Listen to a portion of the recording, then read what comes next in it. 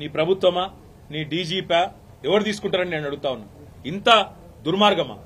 నీ కనీసం హైదరాబాద్ లో లా అండ్ ఆర్డర్ కంట్రోల్ చేసే ముఖం లేదు. పేపర్లు రాస్తున్నాయి, మన ఆంధ్రజ్యోతి రాసింది 30 రోజుల్లో 28 మర్డర్లు. ఈనాడు రాస్తుంది ఈ నగరానికి ఏమైంది అని. అదేమి చేతగాదు చేసేది. హోంమంత్రి ఉన్నడో లేడో ఎవరికి తెలియదు, ముఖ్యమంత్రి ఎక్కడున్నాడో ఎవరికి తెలియదు. ఢిల్లీకి ఎక్కే విమానం దిగే విమానం అన్నట్టు 22 సార్లు ఎక్కడూ దిగుడు తప్ప పీకిందేమీ లేదు. కనీసం హైదరాబాద్ లో శాంతి భద్రతలను కంట్రోల్ చేయలేని దౌర్భాగ్యపు ముఖ్యమంత్రి ఇవాళ ఒక ఎమ్మెల్యే ఇంటి మీదికి మాత్రం గూండాలను పోలీసులు ఎస్కాటిచ్చి పంపిన ఒక దౌర్భాగ్యపు చరిత్రహీన ముఖ్యమంత్రిగా రేవంత్ రెడ్డి మిగిలిపోతాడు. నేను అడుగుతా ఉన్నా మా కౌశిక్ రెడ్డి అడిగిన ప్రశ్ననే, ఏ పార్టీలో ఉన్నావు గాంధీ? అసలు మీ 10 మంది ఎమ్మెల్యేలు ఎవడైతే పార్టీ మారినరో, ఎవరి ఇంటింటికైతే పోయి ముఖ్యమంత్రి అనేటోడు కండువా కప్పిండో, ఫస్ట్ మీరు ఏ పార్టీలో ఉన్నారో చెప్పండి. మీకు ఇప్పటికే స్పీకర్ దగ్గర పిటిషన్లు ఉన్నాయి 10. స్పీకర్ గారు కూడా తేల్చాలా.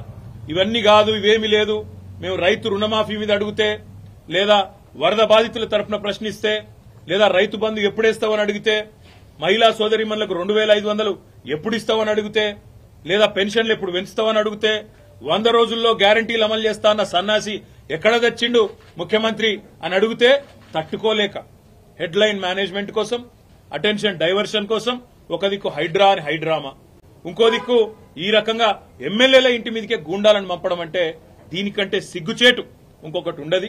తప్పకుండా నేను రేవంత్ రెడ్డిని అంటా ఉన్నా, చరిత్రలో నీలాంటి పనికిమాలిన ముఖ్యమంత్రులు, నీలాంటి తలమాసిన ముఖ్యమంత్రులు మస్తుగా వచ్చిండ్రు, మస్తుగా పోయినరు. పెద్ద పెద్దోళ్లతోనూ కొట్లాడినాం, చంద్రబాబుతో కొట్లాడినాం, రాజశేఖర రెడ్డితో కొట్లాడినాం, కిరణ్ కుమార్ రెడ్డితోని, రోషయ్య గారితో ఎంతో మందితో తలపడ్డాం. నువ్వు వాళ్ళందరికంటే కూడా చాలా చిన్నోడు, చిట్టినాయుడు, నువ్వు చాలా చిన్నోడవు. నేను మా దగ్గర మా భాషలో చెప్పాలంటే హైదరాబాద్ లో బుల్లబ్బాయి అంటారు నీలాంటి వాళ్ళు. ఇలాంటి బుల్లబ్బాయిలు చిట్టినాయుళ్ళు చాలా మందిని చూసినాం. ఏం ఫరక్ పడేది కూడా ఏం లేదు, ఏం ఇంటికి కూడా వీకలేవు. కానీ ఏదో పైశాచిక ఆనందం 4 రోజులు ముఖ్యమంత్రి పదవిలో కూర్చున్నా, నేనేందో పెద్దోడిని అయిపోయినా అనేదో ఎగిరిగిరి పడతా ఉన్నావు. రేవంత్ రెడ్డి గారు అధికారం ఎవరికి శాశ్వతం కాదు. నువ్వు ఒక దుష్ట సాంప్రదాయానికి తెరలేపుతా ఉన్నావు. ఇది తప్పకుండా నిన్ను దహిస్తుంది, నిన్ను వెంటాడుతుంది. రేపు నువ్వు పదవిలోకి దిగిపోయినాక తప్పకుండా నువ్వు ఈరోజు ఏదైతే దుష్ట సాంప్రదాయాలు నెలకొల్పుతున్నావో ఇవన్నీ నీకే చుట్టుకుంటాయనే మాట కూడా నేను వారిని హెచ్చరిస్తా ఉన్నా. తప్పకుండా ఈ 10 మంది మీద వేటు వేయాల్సిందే. అదేవిధంగా కౌశిక్ రెడ్డి గారి ఇంటి దాకా గూండాలను తీసుకొచ్చిన పోలీసులు ఎవరైతున్నారో వాళ్ళని కూడా వదిలిపెట్టాం. తప్పకుండా అవసరమైతే కోర్టు ద్వారా పోరాడతాం, అవసరమైతే న్యాయపరమైన ప్రయత్నము చేస్తాం.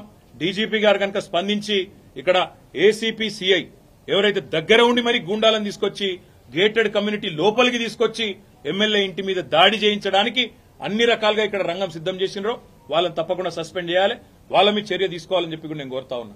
ఒకటి మాత్రం పక్కా, నువ్వెన్ని డైవర్షన్ గేమ్లు ఆడినా, నువ్వెన్ని రకాల హెడ్లైన్ మేనేజ్మెంట్లు చేసినా, నువ్వెన్ని రకాల ప్రయత్నాలు చేసినా నిన్ను మాత్రం బీఆర్ఎస్ పార్టీ వదిలిపెట్టది.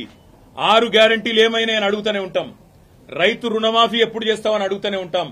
తప్పకుండా రాష్ట్రంలోని పీడిత ప్రజలు, రాష్ట్రంలోని పేద ప్రజల తరఫున మా ఎమ్మెల్యేల ఇండ్ల మీద దాడి చేసినా మా ఎమ్మెల్యేలు కూడా మేము భయపడం, తప్పకుండా నిన్ను నిలదీస్తూనే ఉంటామని చెప్పి కూడా చెబుతూ ఇవాళ మా తమ్ముడికి సంఘీభావం చెప్పడానికి ఇక్కడ దాకా వచ్చినాం అందరం కూడా.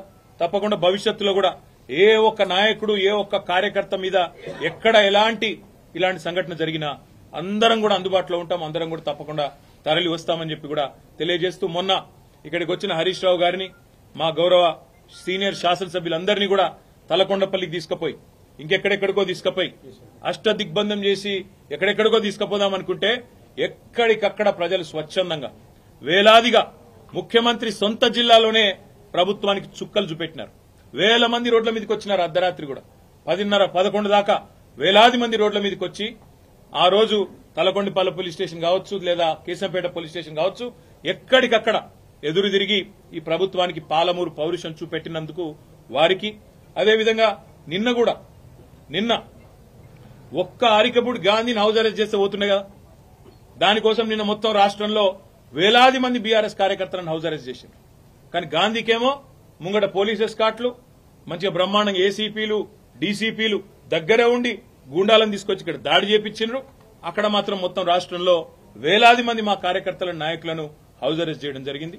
ఇది ఏ రకంగా మంచిదో రాష్ట్ర ప్రజలు కూడా ఆలోచించాలని చెప్పి కోరుతూ, ఈ హింసాయుతమైన పద్ధతులు 10 ఏళ్లలో తెలంగాణలో ఎన్నడూ తెలంగాణలో ప్రాంతీయం, మన రాష్ట్రం ఏర్పడిన తర్వాత ప్రాంతీయ భాష పేరు మీద గానీ, ప్రాంతీయ తత్వం పేరు మీద గానీ ఆంధ్ర తెలంగాణ పంచాయతీలు గాని ఎక్కడ జరగలేదు. 10 ఏళ్ల మా ఆచరణనే దానికి సాక్ష్యం. మేము చెప్పినాం తెలంగాణ వచ్చిన తర్వాత ఈ పంచాయతీలకు మనకు టైం ఉండదు, అభివృద్ధి సంక్షేమం దాని మీదే ఉంటామని చెప్పినాం, అట్లే నడిపినాం. కానీ ఇలా హైదరాబాద్ లో ఈ పనికి మాలిన ముఖ్యమంత్రి నాయకత్వంలో కొత్తగా ప్రాంతీయ తత్వాన్ని కూడా రెచ్చగొట్టే విధంగా చిల్లరమల్లర ప్రయత్నాలు చేస్తా ఉన్నారు. ఇవేవి చెల్లవు రేవంత్ రెడ్డి. నువ్వెన్ని రకాల డైవర్షన్ గేమ్లు ఆడినా నిన్ను వదిలిపెట్టాం. 6 గ్యారంటీల అమలు మీద పట్టు పడతాం. ప్రధాన ప్రతిపక్షంగా నీ పార్టీ సంగతి కూడా తప్పకుండా ప్రజాక్షేత్రంలోనే చెప్తామని చెప్పి నేను తెలియజేస్తాను. Thank you. కేటీఆర్ గారు సమాధానం చెప్పండి. కౌశిక్ చేసిన వ్యాఖ్యలు పార్టీ విధానమా ఏమిటి ఆంధ్రాకు సంబంధించిన మళ్ళీ అదే చెప్తా ఉన్నా. నేను మళ్ళీ అదే చెప్తా ఉన్నా. రేవంత్ రెడ్డి అనే ఒక పనికిమాలిన నాయకుడు, పనికిమాలిన ముఖ్యమంత్రి 10 ఏళ్లు తెలంగాణ ఎంత ప్రశాంతంగా, హైదరాబాద్ ఎంత ప్రశాంతంగా ఉందో మీ కళ్ళతో మీరే చూసినారు. అందుకే హైదరాబాద్ ప్రజలు మాకు కడుపు నిండా ఆశీర్వదించి ఒక్క సీటు కూడా కాంగ్రెస్ పార్టీకి ఇవ్వకుండా అఖండమైన తీర్పునిచ్చినారు.